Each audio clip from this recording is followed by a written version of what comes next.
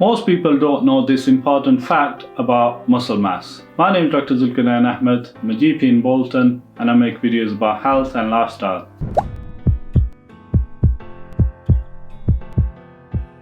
In this video, we are going to be looking at importance of muscle mass. We all have muscles in our body, and these muscles enable us to do various different functions, and the muscle mass goes up and down depending upon our age and the activity, what we do. However, if you're not careful, then these muscles can easily lose their function very quickly. And the important fact which we are going to discuss today is losing the muscle mass, or a condition called sarcopenia. Sarcopenia is a condition in which people lose their muscle mass as they age.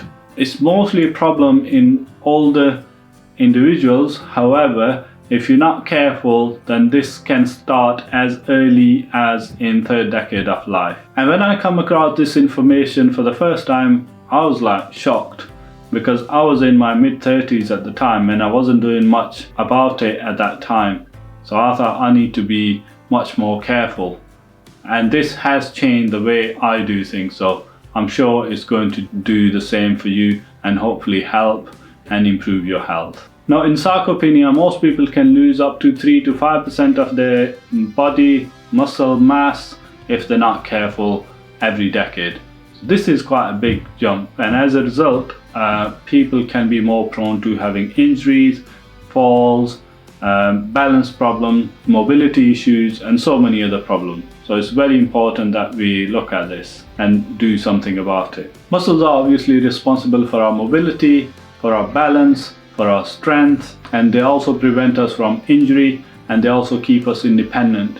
And all of these are important aspects to keep us healthy, and we need to look after our muscles. In addition to that, it also helps with increasing the brain activity. It also gives us, these movements also provide us with endorphins, which make us happy, and it can also help reverse aging, which I'm sure most of us want, right? So what can we do to help our skeletal muscles? Number one, try to find a strength training which you like to do or want to do, and ask yourself a question: would I be doing this for at least 12 months? And if the answer is yes, then that might be a good activity. So it might be that you might want to join a gym, or you might want to get some rubber bands or something like that to do some strength training at home. There are lots of videos on YouTube, you can follow any of those. Or if you want to go into a gym, then you can start with a bench press or chest press, and there's so many others which you can do as well. But choose one and stick to it.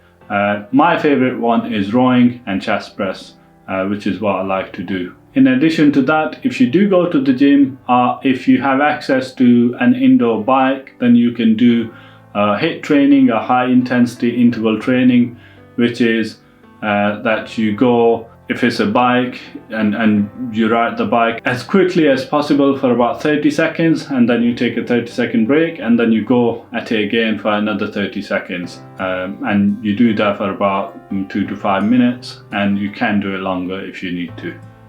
That again would be another good way to add some more spice into your strength training. But if you're somebody like myself and you want to do more on a regular basis, then there are some exercises which you can do at home without any equipment, without going to gym, or even at work. And I sometimes tend to do some of these in my consultation room, and I haven't got anybody with me.